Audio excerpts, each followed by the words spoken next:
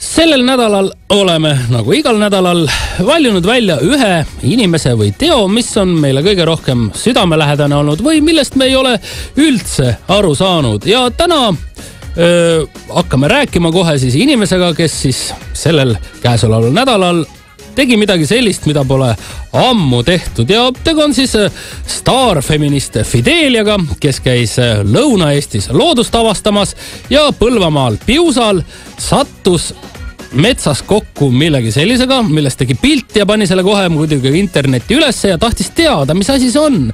Asi on selline, ütleks pisut silinderjas, aga natuke kõver silinder, on natukene hallitust peal ja värv on selline ebamäärane, natuke pruunikas hall.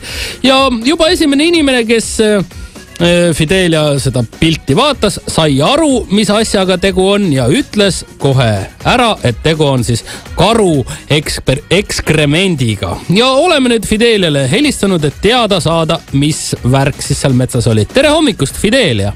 No tere teile ka sinna. Kas tõesti vastab tõele, et teiesugune feminist leidis siis metsast karu ekskremendi ja ei tundnud ära kohe? No tegelikult siin on natuke valesti tõlgendatud seda asja, et muidugi ma tundsin ära, mis see on ja ausalt, ma olen nagu alustanud ja sellist kampaaniat, kus ma käin ringi ja pildistan neid õudusi, mis nagu igale poole on. Milleks ma seda teen, on teie küsimus järgmine kohe, jah? On.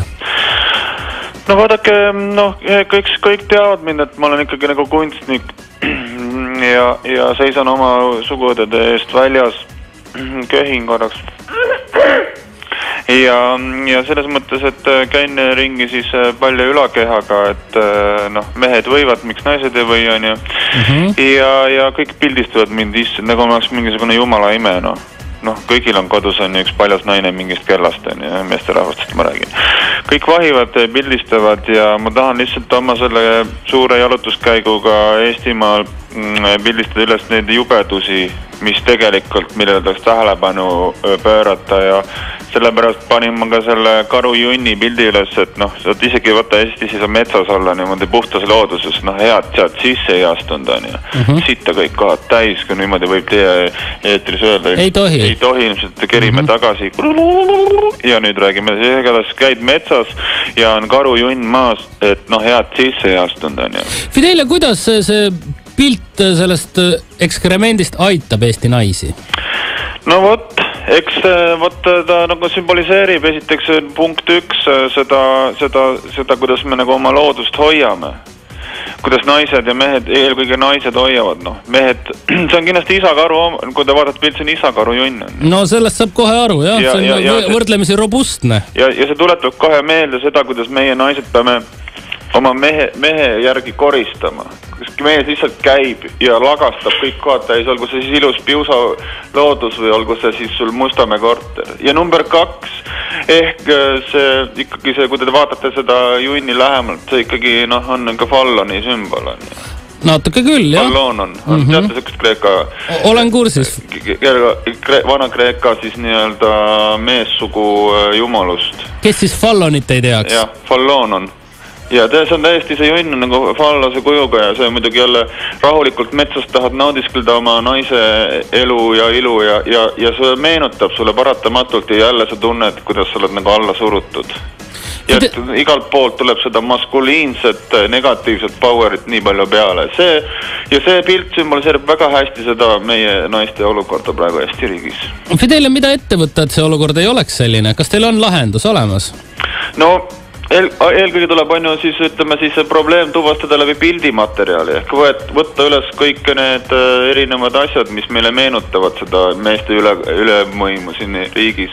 Vaatame need üle ja siis hakkame nagu tegutsema, loome sellise tugigrupi, selle tegusa tiimi, kes hakkab siis eelkõige neid objekte siis meie ühiskonnast siis eemaldama, kõik, mis meenutavad sulle, kas siis meessugu ja nundit või ütleme siis menbuube, need tuleb eemaldada kõik sellised laugjamad ja kui on midagi väga karvane, see tuleb, ma ei mõtle nagu naiste, või ütleme mingi habeme või vuntsitaolisi asju, et neid sümboleid tuleb lihtsalt vähendada oluliselt meie ühiskonnas, et valitseks mingit tasakaal. Fidelia, kuidas inimesed sinu sellisesse ristikäiku üldse suhtuvad? Kui sa seal Põlvamaal Piusakandis oled, see on selline maakoht ikkagi. Maamehed on tihtipeale natuke vähem hoolitsetud kui võib-olla sellised peenemad linnamehed. Kuidas sinusse suhtutakse? Mis poe juures öeldi? No poe juures kutsuti, et võtta lonksu õlut ja istume, räägime juttu, et õhtul on seal Võhandu klubis on pidu ja kutsuti sinna muidugi ka... Selgitustööd tegema siis? Jah, aga üldiselt ega ma meestega eriti ei räägi, et ma proovisin neid küll nagu siis seda nagu sama juttu rääkida neile ka, et kas nad ei saa aru, kui palju nad nagu domineerivad meesterahvad siis. Ja aga õnneks on meil nagu viimasel ajal hakanud tulema ka, ütleme, selliseid naiste võimu siis ülistavaid arhitektuuri saavutusi ka, näiteks nagu laulukaar. Mis teile meenutab? Naise puusa. Tegelikult on ju siis viljastatud naise nagu nii-öelda kõht, kus all on siis väiksed lapsed, kes kõik laulavad. Aga kes ta ära viljastas? See torn. No ja torn muidugi seal see võetakse maha, eks? Õnneks varsti maha, et ta ikkagi kõrgub liiga kõrgele arvestades. Ta peab, kui siis teha ühe kõrguseks kaar ja siis see torn. No jah, see torn on ilmselgelt selline meeste ülepakutud fantaasia, sest et reaalne torn oleks ju vaevalt siis Russalka kõrgune, eks ole? Et nad peaks olema ühe kõrgused ja see on tegelikult, siis on nagu võrdne, vaata, siis on nagu selline tore sümbioos tekib ja kui tulevad inimesed kohale, siis pannakse sinna ka tuli otsa, mis siis sümboliseerib nagu ekaltsiooni. Ja siis on selline mõnus nagu selline koostöö. Aga kui kaar on tühi, kaarealune on tühi, on ainult torn, mis on pikem kui kaar, kõrgem, siis on jälle, tasakaal on paigast ära.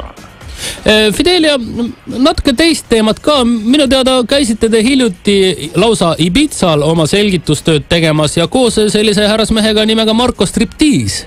Vastab tõele? Oli küll nii, jah. Kuidas välismaal selgitustöö tegemine läheb?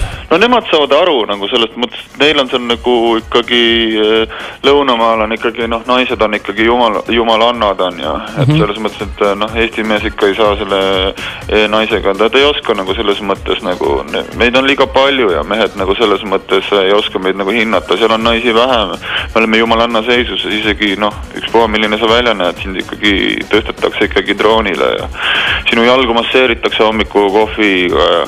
Hommiku kohviga? Jah, omletiga. Aga Fidelia, mida teha, et mitte olla selline jäme ja mats Eesti mees? Märgake naisi rohkem, vaadake neid. Aitäh sulle! Aitäh teile ka!